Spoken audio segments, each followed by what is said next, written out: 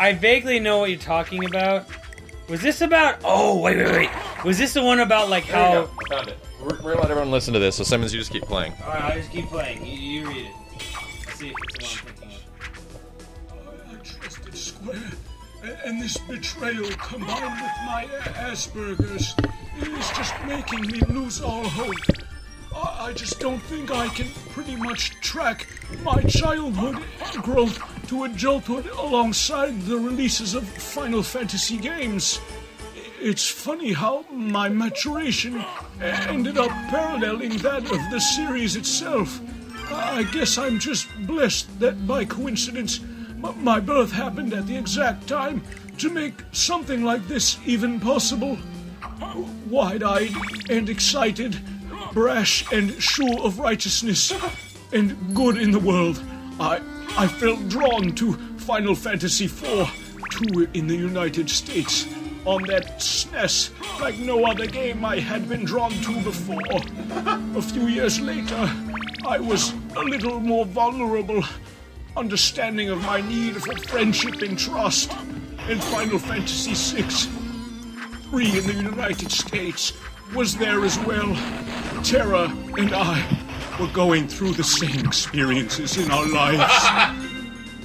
I purchased a PlayStation just because of Final Fantasy VII, and I was rewarded for my trust with only the greatest game to ever grace a console. He's right! Bold, No, he's not! deep, mature. You wanna be in It was this guy, everything dude. I was craving. The loss of Aerith paralleled the deep personal loss I had experienced just prior in real life. Just like with Final Fantasy VI, I felt the game, and I sort of got through the tougher periods together. This continued with Final Fantasy VIII, and Final Fantasy IX was just what I was looking for at the time.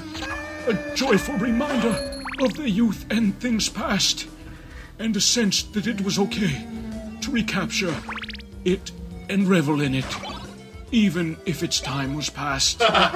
Once again, I picked up a PS2 just for Final Fantasy games. I would talk about how Final Fantasy X mirrored my brash entry into a more adult world and relations with the opposite sex. And X-2 led to my understanding and acceptance of that. But I just don't have the heart. My soul is crushed. I can't even think about how Final Fantasy XII right now. I just can't. I bought a PS3 for Final Fantasy XIII and not much else. I put my trust in Square, in Sony, and in myself. That trust has been broken. I really don't know what I am feeling right now, but it is unfamiliar. I am angry, but it is more than that. Part of the Final Fantasy series was making a total commitment to the console and being rewarded for that commitment with a barrage of emotions, feelings, and sensations that only a game carefully crafted in a symbolic relationship with a single console could provide. Now that Square Enix has violated my trust and this bond, it's not going to be the same this time.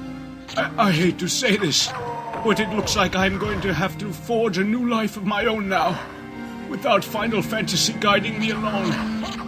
But right now, all I feel like I can do is cry.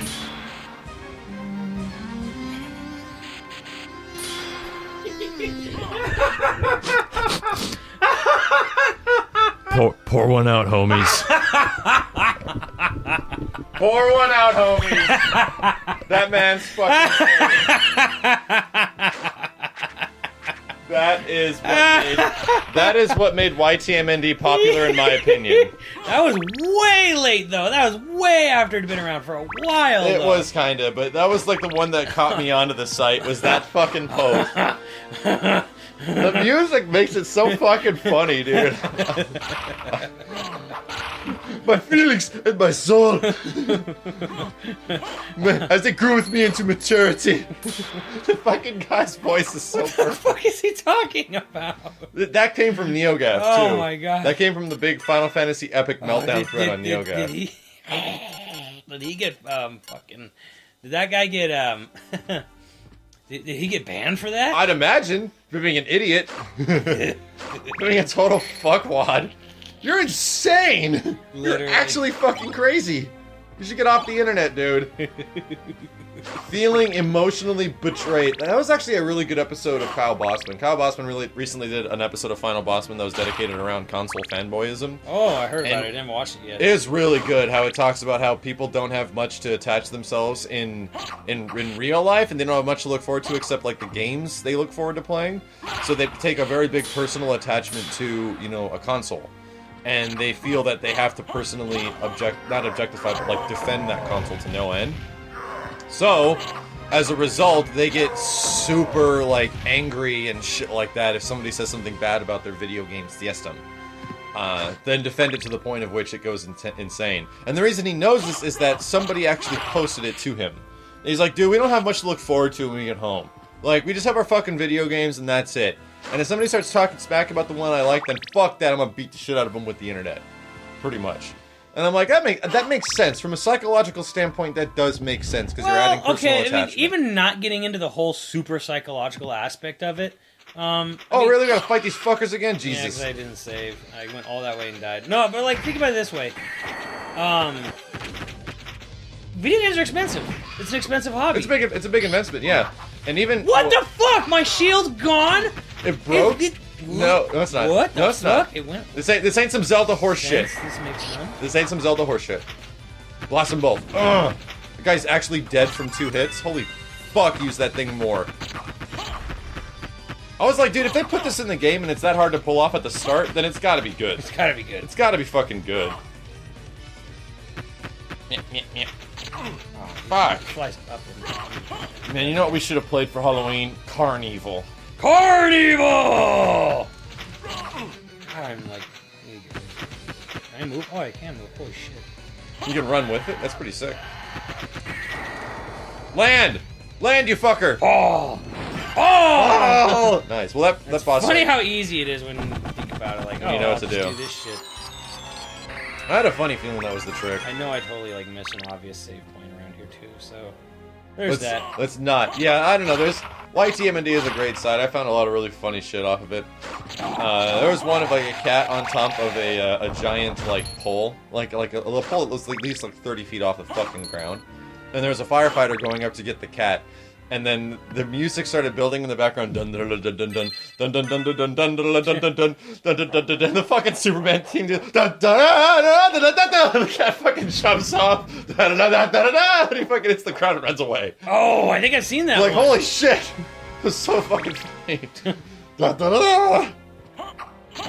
Yeah, but that whole thing with the fucking Final Fantasy, it's what I'm telling you, dude. I came into some really crazy like encounters a long time ago with the Kingdom Hearts fan base. Oh god. Yeah, dude. Oh god. I think I've told you about that. Oh god. It was pretty crazy. Like not for like how insane the people were acting, but more just for the fact that how little I actually said about the game. Yeah. It was an E3 video for Birth by Sleep. And I literally had my friend just record me playing the game, so you could kind of see the screen and me, and he would like move up and down just to show it. And I literally started like one of the missions. It wasn't like the main story. It was just like one of the mission mode things, or whatever. Right. Battle arena, I guess you could say, maybe. I'm getting rocked. Throw axes, dude. Ocean. Throw axes. They do greater damage. So anyways, yeah, I just did like this mission mode or whatever, and I didn't use the analog stick or the directional pad. Fuck that, I don't know what that.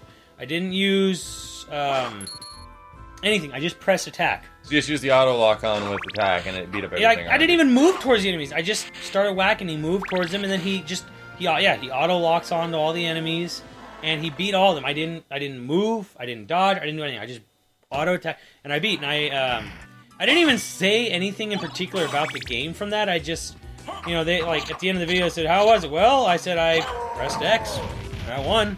So there you go. And all kinds of death threats from that.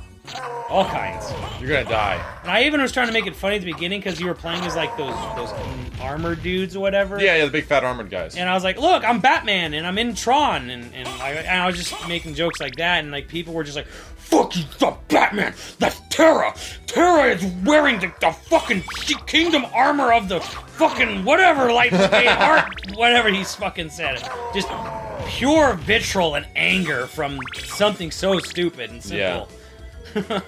So that was my first real big clue that the whole Square fan base is like off its fucking rocker. Well, that's every fan base. I mean, that's the Zelda fan base. Right, well, they're they're crazy, and I know this because like I worked for and run Zelda sites and all kinds of shit. But let me tell you, that poor son of a bitch.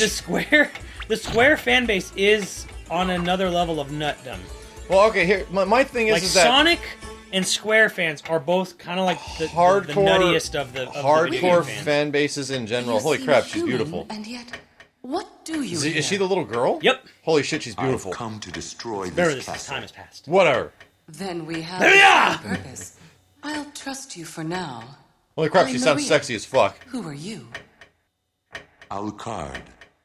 Not the Indistinguishable talkative type, I can see. indistinguishable Well, between man and perhaps woman. we'll meet I am again. Alucard. If you live that long, farewell.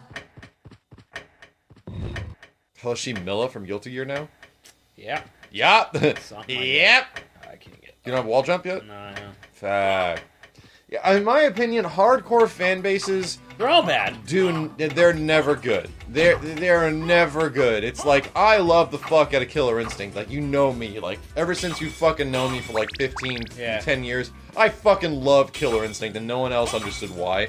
I'm like, just because, fuck you. But I will even could totally admit that there is some hokey ass fucking cheesy stuff in that game. And it is a bad fighting game. It is the greatest fighting game made by people who have no idea how to make a fighting game. And that's why I love it. I think that's Beautiful accident. it's a beautiful accident. Beautiful art from adversity. And I will admit that. I won't defend it to the death. The only thing I think I will actually defend, like, not really, well, I'll defend it is Final Fantasy VII. I'll argue that, yeah, Final Fantasy VII is my favorite game ever. And it doesn't have to be yours, but it is. But it's not. But it is. But it's not. Not the best game ever. I will jokingly argue it with people that it is the best game Well, ever. it's not worth it to like seriously argue it. No, that's the thing, is I would never seriously argue that with somebody. It's just like I would never seriously argue with somebody why Third Strike is the best game ever. I can't argue with somebody like that because I put 8 fucking years into that. I'm sorry, I put over 10 fucking years into that game now, and I can't have anybody else see the game through the same eyes as me, unless somebody put the same amount of time. So it's fucking pointless to like go on this huge ridiculous like maniacal tirades against people that have different opinions than you. You're not gonna fucking change their opinion. You're just gonna make their opinion of you even worse. You're just gonna piss them off. You're just adding fucking Piss fuel to them the and fire yourself off. by being a super idiot. By like going from an idiot, like crazy fanboy idiot, to super idiot. And I'm not saying that's like anybody that's been watching our stuff at all. Like, you know what we're talking about. We're talking about this crazy Final Fantasy guy. We're talking about super people that put way too much emotional investment into this stuff. So, I don't know. It's just a thing. I can't even think of anything I'm super hardcore fandomed about that I would just defend it to, like, Back to the Future and Aliens. Fuck you. I'll fight you. I will fight you for those movies being the best thing ever. What the fuck am I looking at? 4-legged swamp thing with a woman's butt. Let's rock. Let's rock! Beautiful Destiny. There's a fucking eyeball outside, sir. Is there? They're Oh yeah. I think- fucking looking at you. Oh my god, it's about Halloween at Castlevania, I wanna fuck you in the face. it's like a giant boulder or something.